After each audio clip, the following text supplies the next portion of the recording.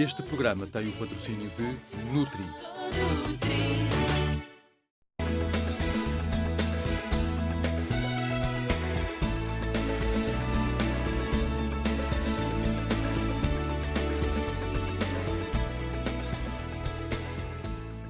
Olá, obrigada por nos receber uma vez mais em sua casa. Está sentado no sofá da sala? Quantas vezes limpa esse mesmo sofá? Deve estar a questionar-se sobre o porquê de lhe estar a fazer esta pergunta. Eu explico. As camas, sofás, almofadas, cortinas e não só são fontes inesgotáveis de alergénios, desencadeando assim espirros, tosse, dificuldade respiratória, inchaço, borbulhas e comichão. Para que possa prevenir e identificar as causas das alergias de modo a evitá-las, convidamos hoje o Dr.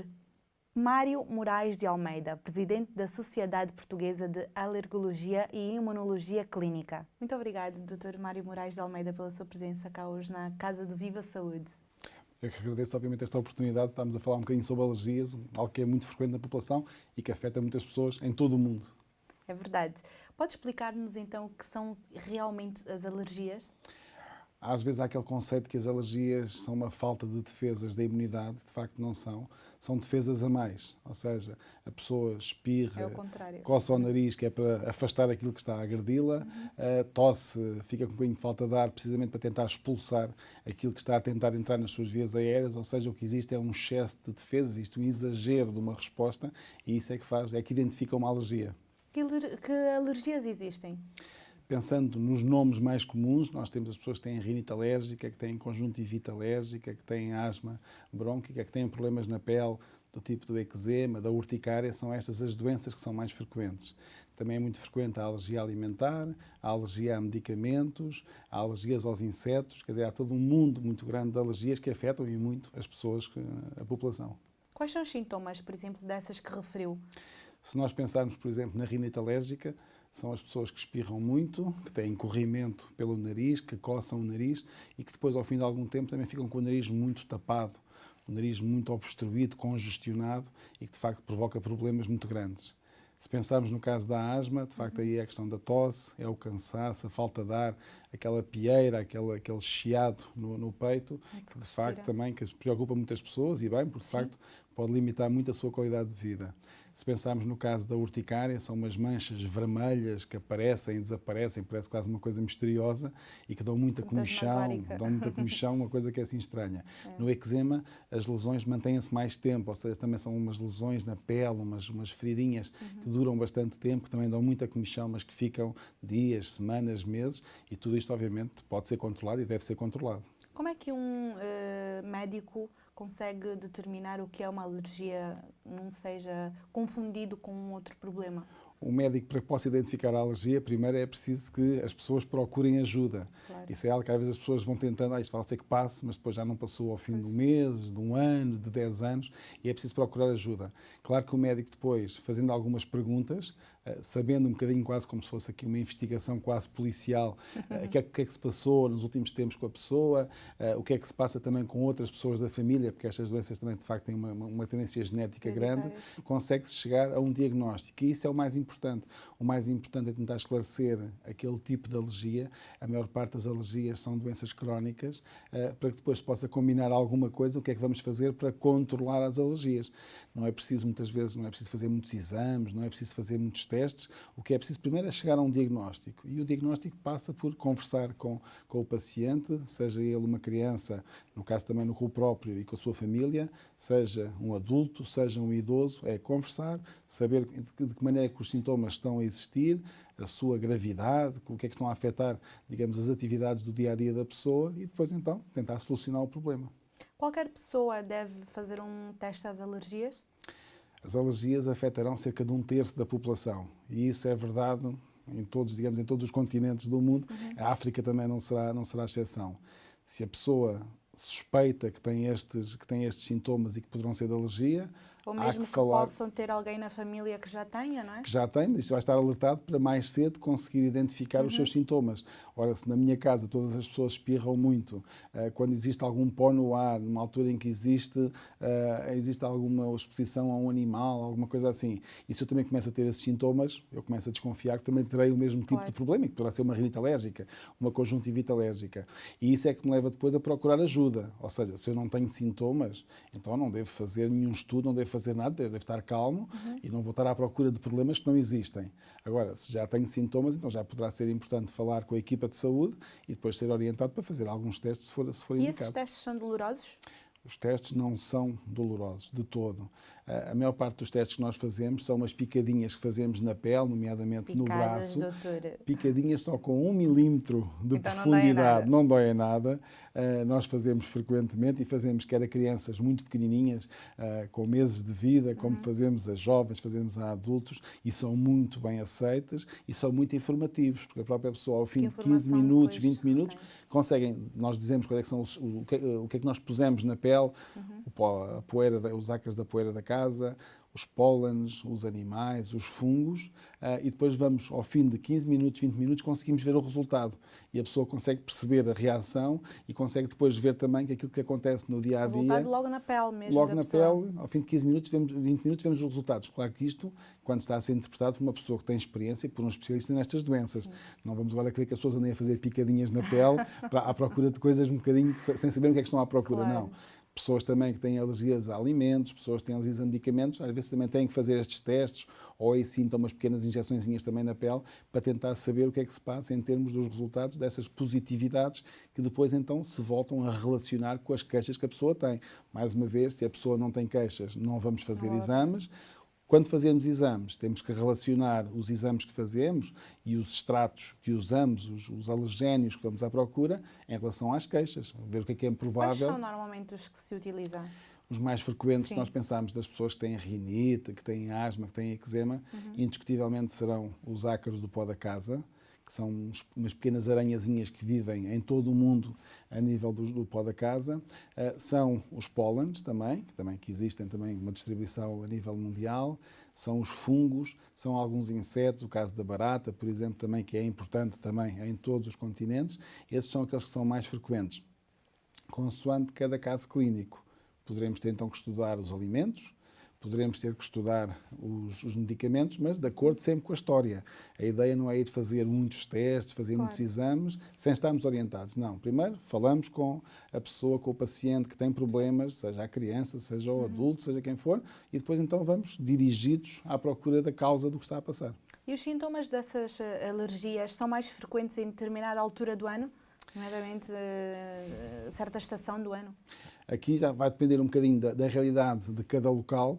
Nós sabemos que habitualmente há alturas em que a temperatura se altera, em que a umidade se altera, é mais propícia que isso aconteça.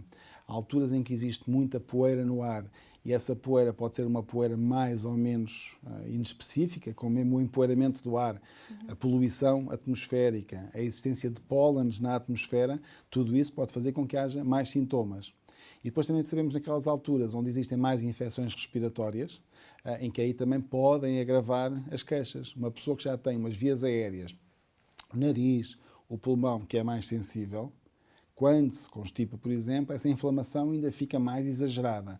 Então, os sintomas podem ocorrer com maior frequência. Há pessoas que com uma pequena gripe ficam de cama como se tivessem uma doença, sei lá, gravíssima. Isso quase que leva a Não identificar seja, a possibilidade da pessoa ser alérgica, é a maneira como reage àquilo que habitualmente é isso mesmo, é uma constipação, é uma pequena gripe que habitualmente se passa 2, 3 dias e que passa bem, e as pessoas que ficam 5 dias, ficam uma semana, ficam 2 semanas, já é desconfiar que existe algum problema de base e que tem que ser estudada para tentar começar a resolver isso e não sentir o impacto dessas infecções.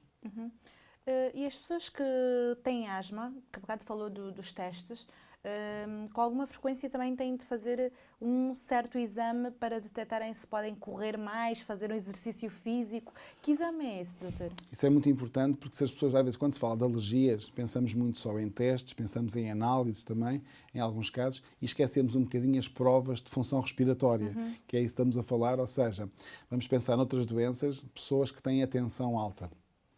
Como é que uma pessoa podia ser seguida se não medisse de vez em quando a sua tensão? Tem que se medir. No caso da asma, é isso mesmo.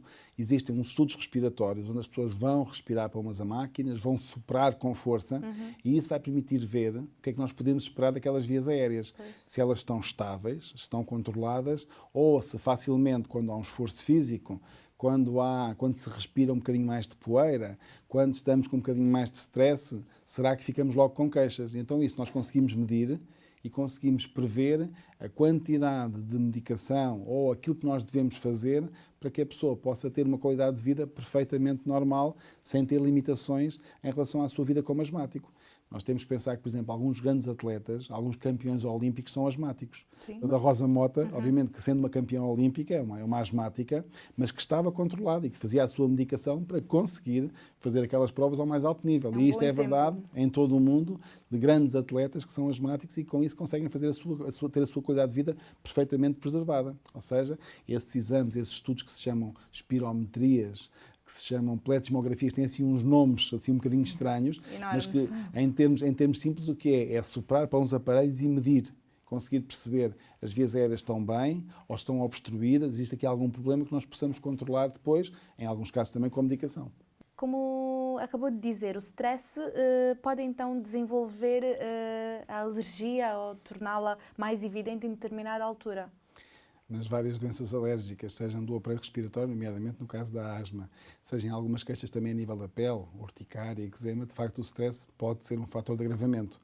E nós sabemos que isso acontece e muitas das pessoas que nos estarão também a ver identificarão isto, que sendo alérgica já houve uma altura da vida em que houve um problema qualquer emocional na família, no trabalho, na escola e que passaram pior. Portanto, é algo que também nós temos que aprender a viver também com esta questão do stress, porque aí muitas vezes o controle da situação passa por controlar o stress e não tanto por aumentar as medicações. Pois era o que eu lhe ia perguntar já. Porque senão até acaba por ser quase um perigo, a pessoa vai aumentar a medicação, Isso. ainda por cima não se vai sentir aliviada, ainda vai ficar mais estressada e então há aqui quase um ciclo que tem que ser um bocadinho quebrado. Atenção também a algumas pessoas às vezes que, sendo o problema a questão do stress, e nomeadamente crises de ansiedade, são erradamente identificadas como alérgicas, nomeadamente como tendo asma. E atenção que alguém, porque começou com um problema emocional, que anda de facto mais estressado e que começou também a dizer que andava com falta de ar, temos que ver bem se colocar aí um diagnóstico de asma pode não fazer sentido, pode ser perigoso. As crises de ansiedade dão falta de ar. Dão falta de ar, mas tratam-se de outra maneira e é uma falta de ar diferente. É apenas uma mas mais uma vez também, vamos começar a fazer uma medicação que ainda pode confundir mais a pessoa, porque não lhe vai dar nenhum alívio, ainda a vai baralhar mais, digamos assim, ainda vai ser um fator de agravamento desse mesmo stress. Introduzir a bomba, não é? Cuidado, muito cuidado com isso. E a bomba acaba por trazer a pessoa a habituação e ter de usar sempre? Eu gostaria aqui, se calhar, eu costumo dizer na brincadeira que a asma não se trata com bombas, mas com inaladores, ou seja, com medicamentos que nós conseguimos inalar. E que, quando estão indicados, são muito bons, são muito seguros. Há uns que são preventivos, que a pessoa deve fazer regularmente para conseguir controlar a sua doença. E depois, apesar de tudo, numa altura de crise asmática, é bom ter um inalador de alívio. Sim, ali logo que depois, ali à mão, ou seja, a pessoa pode ter muito medo do inalador, mas depois também é bom tê-lo no momento em que precisa dele. E daí a razão que muitos asmáticos sabem que ele habitualmente ou está no bolso, ou está na gaveta do escritório, ou está no carro, mas está por perto. Agora, é mais complicado se não tem indicação e a pessoa começa a usar uma medicação, cá está, porque tem ansiedade, e começa a fazer uma medicação que ela própria vai-lhe provocar ainda mais ansiedade porque não lhe dá nenhum alívio. Portanto, não ter medo dos inaladores, das tais bombas, que são amigas, quando estão bem indicadas, são muito úteis. Ter medo, quando sentimos que não nos está a fazer efeito, então vamos falar com o médico, se calhar a coisa tem que ser tratada de outra maneira. Doutor, vamos fazer apenas uma breve pausa por agora. Muito bem. Agora vamos mostrar-lhe alguns dados relevantes a ter em conta no que trata alergias. Fique com a peça que nós voltamos já a seguir com o professor Mário Moraes de Almeida. As alergias afetam 20% da população mundial. Estima-se que 235 milhões sofram de asma. 5 a 15% das crianças têm este tipo de alergia, que é considerada a maior causa de hospitalização infantil por doenças crónicas. A rinite alérgica é desencadeada por alergénios que se encontram nos pólenes ao ar livre. Pode muitas vezes ser confundida com alergias sazonais. Também pode ser provocada por ácaros ou pelos de animais e pode ser considerada leve ou moderada consoante as suas consequências. Quem sofre de alergias deve ter especial cuidado com a limpeza da casa. Os colchões, almofadas e cortinados devem ser aspirados e lavados com frequência. Os objetos que acumulem demasiado pó devem ser evitados, tal como o fumo do tabaco. As alergias a alimentos ou insetos também são frequentes. Deve-se verificar as substâncias alergénicas nos rótulos dos produtos alimentícios, assim como se deve utilizar repelente de insetos para evitar possíveis picadas. A nossa conversa até agora está a esclarecê-lo?